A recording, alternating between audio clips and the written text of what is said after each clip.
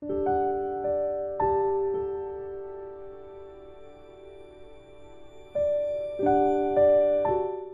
오늘 말씀 시편 13편입니다.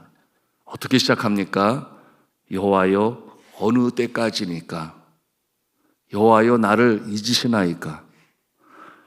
주의 얼굴을 나에게서 어느 때까지 숨기시겠나이까? 여러분, 이와 같은 표현은 이 시편 기자의 깊은 탄식, 그것이 배워져 나오는 표현이에요. 특별히 어느 때까지니까 이와 같은 표현은 오늘 말씀 1절 그리고 2절에 4번이나 반복이 돼요. 어느 때까지니까. 여러분, 이 어느 때까지니까라고 하는 표현은 아주 간절한 기다림의 표현 아니겠습니까? 그날이 오기를 바라지만 아직 당도하지 아니하니 기도를 하면서도 그 마음속에 자꾸만 솟구쳐 올라오는 주님 앞에서 하소연이요, 또한 간청이라 할 수 있겠습니다. 어느 때까지니까. 여러분, 이렇게 응답의 그날을 기다리며 인내하는 중에 이런 하소연을 주님 앞에 드려보신 적이 있으십니까? 당연히 있으시겠죠. 인생 여정에 그럴 때가 있습니다. 이 새벽에도 마찬가지겠죠. 여호와여 어느 때까지니까 하고 인내하며 힘든 때를 가고 있는 성도가 계실 것입니다. 여호와여 어느 때까지 인내하며 기다려야 하겠습니까? 여러분, 이런 상황 있지 않겠어요? 이 감옥에서 나갈 날이 언제까지니까? 무고히 억울하게 누명을 쓰고 감옥에 갇힌 자는 하루하루 보내는 것이 쉽지 아니할 것입니다. 또한 그 밤은 누구보다도 더 길게 느껴질 것입니다. 오늘 시편 13편의 배경은 다윗이 사울 왕의 미움을 받아서 생명을 위협을 느끼고 이제 도망하여 주여 언제까지니까? 고향으로 돌아갈 수 없어요. 사랑하는 사람을 만날 수 없어요. 여러분, 미움을 받습니다. 왜 그러냐면 억울하게 누명을 썼기 때문이죠. 그 누명이 해결되는 그날은 또 언제까지니까? 너무나도 힘든 시간을 보내는 것이죠. 여러분에게는 오랜 시간 인내하며 그 응답을 기다리는 것이 무엇이 있습니까? 긴 시간 재판의 결과를 기다리고 있는 이 소송에 휩싸여 있는 그때 여러분, 힘들고 답답하지요. 빨리 결과를 알고 싶어 할 것입니다. 결혼을 했으나 자녀가 없어요. 여호와여 언제까지니까? 언제 잉태의 복을 허락하시겠습니까?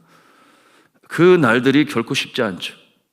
그런가 하면은 몸 안에 있는 어떤 종양으로 인하여 쓸데없는 몸에 해악한 그 종양으로 인해서 항상 불안한 마음을 가지고 사는 모습도 있어요. 그러므로 병원에서는 뭐라 그래요? 지켜보자. 수술을 해야 될지 말아야 될지 판단하기가 어려운 상황이, 또는 그 자리가 수술을 하기에는 너무나 위험한 자리라서 기도하며 기다려보자. 그것이 답일 때도 있습니다.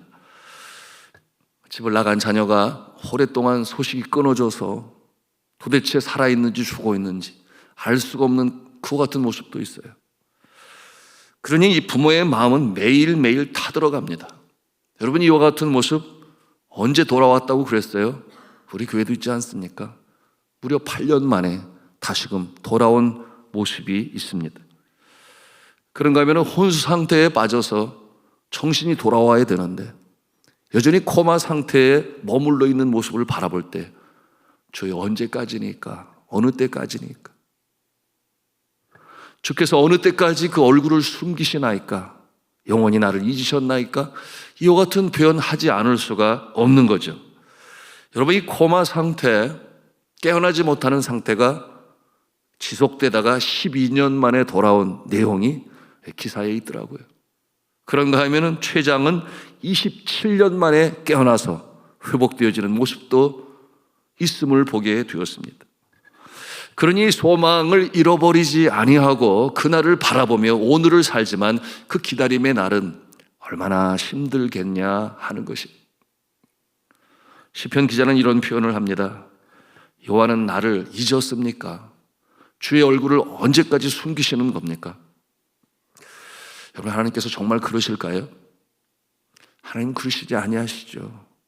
하나님은 무소부재하시고 우리 곁에 계시며 또한 택함 받은 자의 삶 가운데 친히 역사하시는 분, 졸지도 아니하시고 주무시지도 아니하신다. 그렇게 성경은 표현을 합니다. 그럼에도 불구하고 이 어려운 날이 지속되니까 이와 같은 표현을 할 수밖에 없는 것이 내일을 알 수 없는 연약한 인생의 모습을 단적으로 보여주는 것입니다. 자, 그 힘든 상황을 2절에 어떻게 표현을 해요? 우리 2절 말씀을 같이 읽도록 하겠습니다. 시작. 나의 영혼이 번민하고 종일토록 마음에 근심하기를 어느 때까지 하오며 내가 원수를 나를 치며 자랑하기를 어느 때까지 하리까. 여러분, 이 어려운 상황 가운데서 자신의 능력 밖에 있으니 내가 무엇을 어떻게 할 수가 없어요. 그러니 전지전능하신 하나님만이, 나의 영혼에 창조주신 하나님만이, 이 땅에 내를 생명으로 보내신 오직 하나님만이 이 상황의 해결주가 되십니다. 이 같은 믿음을 가지고 주 앞에 간청하는 모습이에요. 저의 인생을 되돌이켜보면 몇 번의 이 어려운 고비, 인내의 날들 경험한 적이 있습니다만, 네팔 사역에서는 5억 8천만 원을 들여 3,000평의 땅을 구입하게 될 때, 여러분, 그 땅 주인이 몇 명이었는가 하면 20명이었습니다. 20필지의 땅이 있는 거예요. 하나하나 사가는 동안에 여러분, 어떤 일이 발생할지 알 수가 없는 것입니다.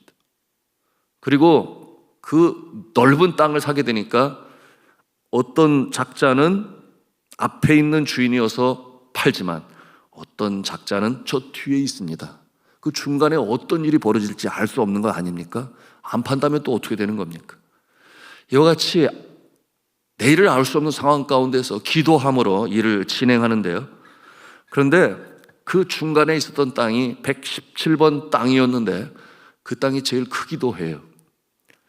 그 땅을 판다고 하니까 중개사를 통해서 구입하게 되었는데, 여러분, 그 땅은 그 나라가 힌두교 왕국일 때, 지금은 힌두교 왕국이 아닙니다. 힌두교 왕국일 때 각 마을마다 준 소위 종교 부지예요. 종교 부지인데 이것을 판 거예요. 왜냐하면 이제 힌두교 왕국이 끝났으니까 종교 부지는 개인화될 것이다. 뭐 이런 생각을 했는지 아니면 돈을 벌고자 하는 욕심 때문이었는지 여하튼 그래서 그것을 판 거예요. 문제는 등록하려고 보니까 안 되는 거예요, 그게. 아직 그렇게 해결된 게 아닙니다. 자, 그래서 저쪽 땅과 이쪽 땅의 중간 부분에 그 땅이 걸려 있으니 그것을 학교의 이름으로 옮겨놓지 못하면 어떻게 되는 겁니까? 별 생각이 드는 거예요. 잠이 오지 않는 겁니다. 이렇게 하늘로다가 육교를 놔가지고 연결을 할 수 있을까? 지하로 땅을 파가지고 연결을 할 수 있을까? 별 생각이 들지만 여러분, 그렇게 해결될 것이 아니지 않습니까? 더군다나 이 땅을 사기 위한 여러분, 그 기금은 어떻게 마련됐습니까? 성도들 한 사람 한 사람의 헌금을 통하여, 물론 저희 가족도 동참을 하고 여러 다양한 모습으로 그 일이 진행되고 있는데 이와 같은 난관에 빠지게 된 것입니다. 그러니까 제가 제 머리를 다 동원을 하고 여러분, 미국에서 석사 박사과정 논문을 쓸 때 여러분, 앞으로 전진하지 못하면 어떻게 해요? 연구조사를 추적하고 그 분야에 대해서 미리 얘기한 학자들의 견해를 다시금 살피고, 그런 거면 논문 지도 교수의 조언을 듣고 여러분, 여러 방면으로 연구하고 생각하면 결국 해결점이 발견이 돼요. 그러므로 한 장 나가고 또 한 장 나가는 것이 논문의 과정이죠. 여러분, 그렇게 머리를 쓰고 조언을 듣고 연구조사를 하면 해결점을 마련하는 것이 이 학술 논문이 되는데, 근데 이 일은 안 되는 거예요. 세상 말에 안 되는 거는 안 되는 거야 라는 것처럼 이것은 도무지 길이 없는 겁니다. 그러니 이 상황 가운데서 어떻게 되겠습니까? 결국 하나님 앞에 기도하는 것밖에 없잖아요. 하나님 앞에 기도하는 거. 그런데 그 땅에 밟으면서 기도를 했으면 좋겠는데 외국인이 출하면 땅값이 올라간다는 거예요. 아직 안 판 사람들의 땅값이. 그러니까 거기 출연하지 말라고 저한테. 아무리 봐도 당신은 네팔 사람처럼 안 생긴 것처럼 보이니까 키도 크고 얼굴도 하얗고 출연하지 말라는 거예요. 답답하죠. 그런데 그 땅 가까이 한 나무가 있었습니다. 제법 큰 나무인데 거기에 앉아서 저기 보이는 그 땅을 바라보면서 기도하는 거예요. 저는 그 나무를 기도나무라고 이름을 지었는데요. 그 속에 가서 마음이 답답하고 어려울 때마다 앉아서 기도를 하는 거예요. 하나님, 언제까지니까 언제 해결이 됩니까? 나는 어렵고 너무나 힘든데 하나님은 전지전능하시니 상황, 환경, 여건, 조건, 사람까지도 주님이 주장하여 주셔서 이 문제 해결해 주세요. 그렇게 주님 앞에 간절히 기도하는 날이 한두 날이 아니었습니다.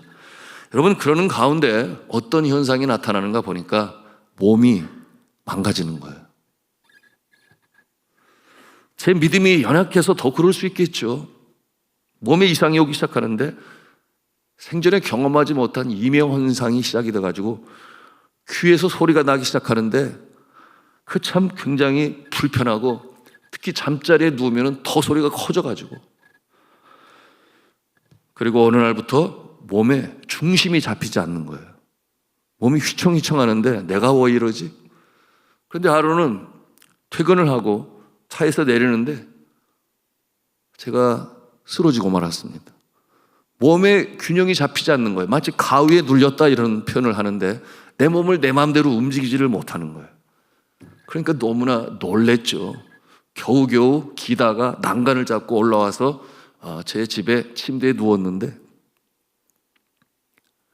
그야말로 눈물밖에 안 나오더라고요. 어째 이런 일이 벌어지는가 이런 생각이 들면서 하나님 앞에 간청하고 간구하는 제 마음이 이런 생각이 드는 거예요. 지치면 안 되는데, 이렇게 무너지면 안 되는데, 내 몸마저 이렇게 가면 안 되는데, 뭐 이런 생각.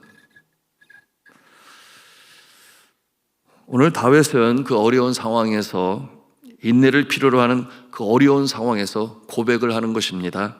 3절 말씀 또 같이 읽도록 하겠습니다. 시작. 여호와 내 하나님이시여 나를 생각하사 응답하시고 나의 눈을 밝히소서. 두렵건대 내가 사망의 잠을 잘까 하오며. 여러분, 심한 고뇌와 그리고 극심한 스트레스는 사람의 몸을 망가뜨립니다. 육신의 병을 가져오는 거죠. 몸의 균형이 깨어지고 질서가 깨어집니다. 그러니 다윗의 눈이 어떻게 되었다고 그랬어요? 다윗의 눈이 어두워집니다. 그러므로 눈을 밝혀달라고 주님 앞에 애원을 해요. 그 공포는 겪어본 자만이 알겠죠. 그래서 그가 고백을 합니다. 뭐라고 고백하는가? 내가 사망의 잠을 잘까 하오며. 이게 무슨 뜻이겠어요? 내가 이러다가 죽을지 모르겠습니다. 성도 여러분, 이 마음의 평강은 육신의 건강을 가져오지만 근심하여 죽을 지경에 이르게 되면 여러분, 우리 육신도 영향을 받게 되죠. 그러므로 잠언에서 말씀하지 않습니까? 잠언 17장 22절에 마음의 즐거움은 양약일지라도 심령의 근심은 뼈를 마르게 하느니라.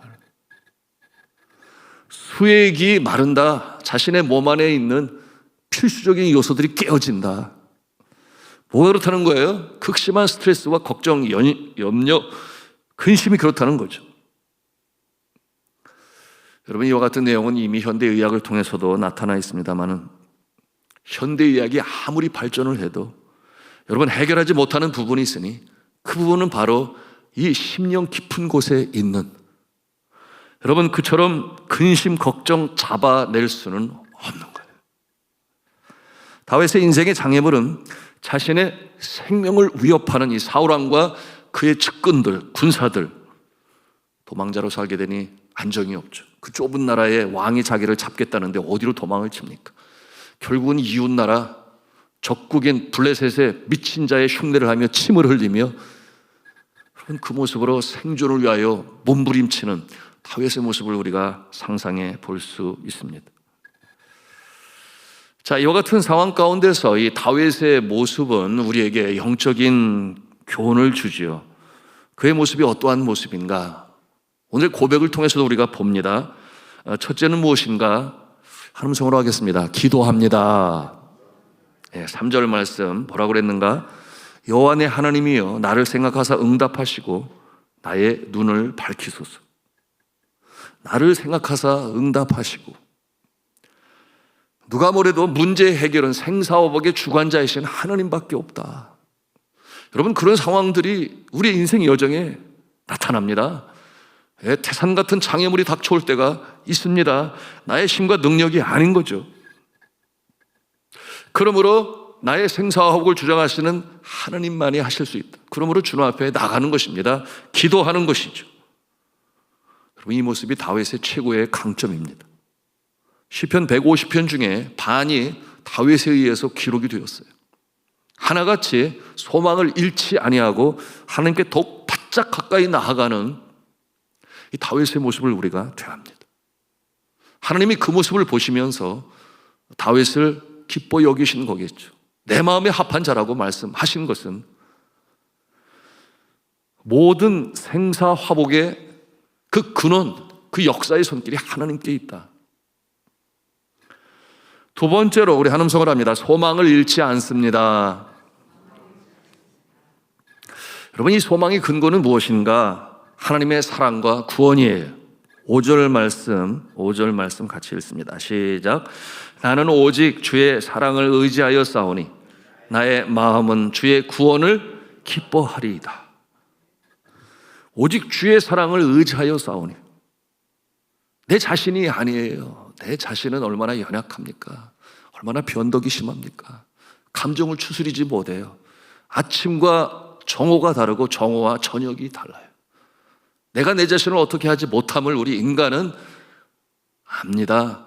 그러므로 어제나 오늘이나 영원토록 변함이 없으신 하나님, 그분만이 해결주가 되신다.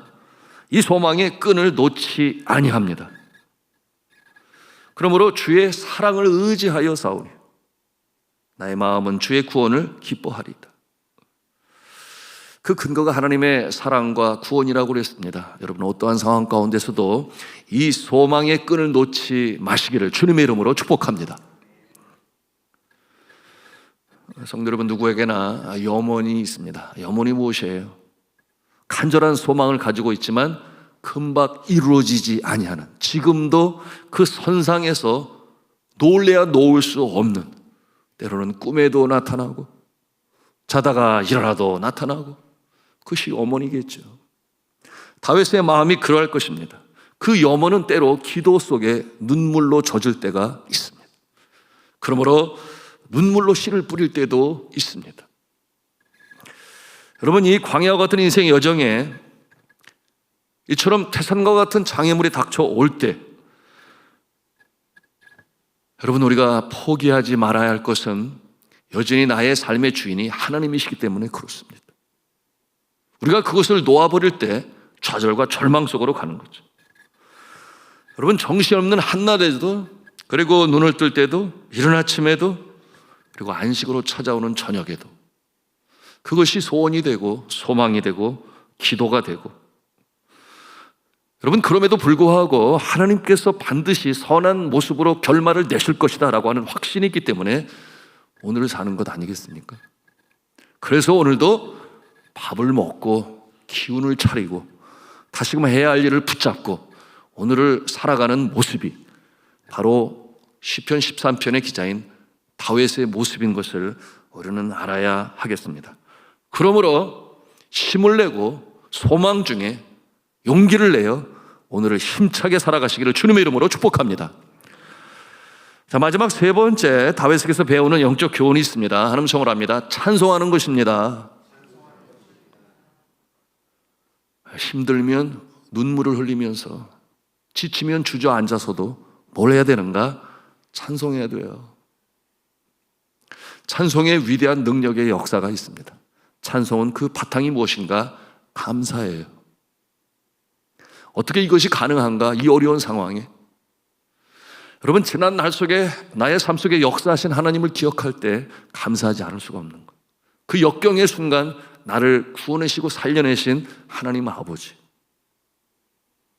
너무나 힘들고 어려워 지쳐 주저앉을 때에는 예기치 않은 기쁨으로 나를 살려내시는데 자녀의 모습을 통하여, 그런가 하면은 갑작스럽게 폭풍수처럼 쏟아지는 주님의 은혜, 말씀을 보다가 기도를 하다가 눈물을 주시는데 그와 같은 과정을 통하여 다시금 심령을 새롭게 하시는 주님의 손길을 체험하고, 어떤 분은 그처럼 육신을 힘들게 하던 병이 깨끗이 씻음을 받아서 하나님이 살아계시네, 그것을 체험함으로 인해 다시금 일어나게 하시고, 그런가 하면 예기치 않은 어떠한 일로 인하여 내가 다시금 일어설 수 있도록 인도하시는 분이 또한 하나님이십니다.